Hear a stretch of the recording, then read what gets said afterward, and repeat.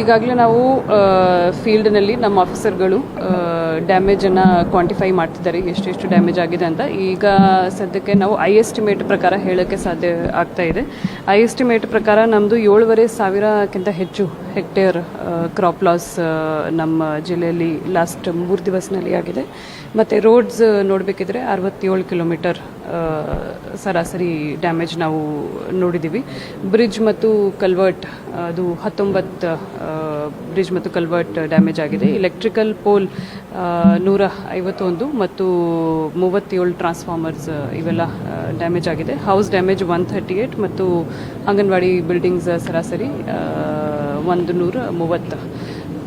ಇವೆಲ್ಲ ಡ್ಯಾಮೇಜ್ ನಮಗೆ ಈಗ ಎಸ್ಟಿಮೇಟ್ ಬಂದಿದೆ. ಆದರೆ ಎಕ್ಸಾಕ್ಟ್ ಫೀಲ್ಡ್ನಲ್ಲಿ ಆಫೀಸನ್ನು ಮಾಡ್ತಿದ್ದಾರೆ, ಕ್ವಾಂಟಿಫಿಕೇಷನ್ ನಮಗೆ ಎಕ್ಸಾಕ್ಟ್ ಗೊತ್ತಾಗುತ್ತೆ.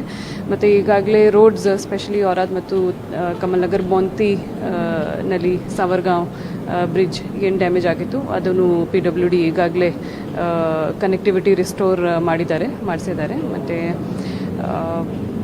ಇದು ನಂದಿ ಬೀಜಲ್ಗಾಂವ್ನಲ್ಲಿ ಯಾವುದು ಬ್ರಿಡ್ಜ್ ಇದೆ, it will take 1 or 2 days, more than 1 or 2 days. ಬಾಕಿ ಎಲ್ಲಿ ಕನೆಕ್ಟಿವಿಟಿ ಕಟ್ ಆಗಿತ್ತು ಅದು ಕನೆಕ್ಟಿವಿಟಿ ನಾವು ರಿಸ್ಟೋರ್ ಕೂಡ ಮಾಡಿದ್ದೀವಿ ಈಗಾಗಲೇ. ಎನಿಮಲ್ ಲಾಸ್ ನಾನು ಹೇಳ್ತೀನಿ, 2 ಜೀವಹಾನಿ ನಮಗೆ ಈಗ ಸದ್ಯಕ್ಕೆ ಆಗಿದೆ. ಬಿಗ್ ಎನಿಮಲ್ ಲಾಸ್ ನಮಗೆ 30ಕ್ಕಿಂತ ಹೆಚ್ಚು ಇದು ಆಗಿದೆ. ಆ್ಯಕ್ಚುಲಿ ಕೆಲವೊಂದು ಕ್ಯಾರ್ಕಸ್ ಈಗ ಉಳಿದಿದೆ, ಬಾಕಿ ಜನ ಎಲ್ಲರೂ ಎನಿಮಲ್ಸ್ ಅಂದರೆ ಇದು ನೀರಿನಲ್ಲಿ ಹರಿದು ಹೋಗಿದೆ. ಸೊ ಅವೆಲ್ಲ ಡೀಟೇಲ್ಸ್ ಕೂಡ ನಾವು ತಗೊಳ್ತಾ ಇದ್ದೀವಿ. ಬಟ್ 30ಕ್ಕಿಂತ ಹೆಚ್ಚು ಬಿಗ್ ಎನಿಮಲ್ ಲಾಸ್ ಆಗಿದೆ.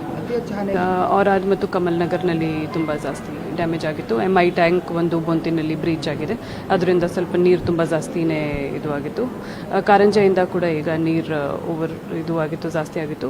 ಸ್ಲೋಲಿ ಬಿಡ್ತಾ ಇದ್ದಾರೆ, ಜನರಿಗೂ ಕೂಡ ಅಡ್ವಾನ್ಸ್ಡ್ ಇನ್ಫಾರ್ಮೇಷನ್ ಕೊಟ್ಟಿದ್ದಾರೆ. ಮತ್ತು ಲೋ ಲೈಂಗ್ ಏರಿಯಾಸ್ನಲ್ಲಿ ಯಾರ್ಯಾರು ಜನ ಇದ್ದಾರೆ ದಯವಿಟ್ಟು ಸ್ವಲ್ಪ ಎಚ್ಚರಿಕೆ ವಹಿಸಬೇಕಾಗುತ್ತೆ. ಪರಿಹಾರ ಖಂಡಿತ ಸಿಗುತ್ತೆ ಸರ್ಕಾರದಿಂದ. ಈಗ ಪರಿಹಾರ ಪೋರ್ಟಲ್ನಲ್ಲಿ ಎಂಟ್ರಿ ಕೂಡ ನಾವು ಚಾಲು ಮಾಡಿಸ್ತೀವಿ. ಏನೇನು ಎಕ್ಸಾಕ್ಟ್ ಡ್ಯಾಮೇಜ್ ಇದೆ ಪರಿಹಾರ ಕೂಡ ಅವರಿಗೂ ಸಿಗುತ್ತೆ. 23 crores ಸರಾಸರಿ ಈಗ ಡ್ಯಾಮೇಜ್ ಆಗಿದೆ. ಮತ್ತು ಅದೇ ಕ್ವಾಂಟಿಫೈ ಆಗ್ತಾನೆ ಇದೆ, ನಮಗೆ 1 or 2 daysನಲ್ಲಿ ಎಕ್ಸಾಕ್ಟ್ ವ್ಯಾಲ್ಯೂ ಗೊತ್ತಾಗುತ್ತೆ.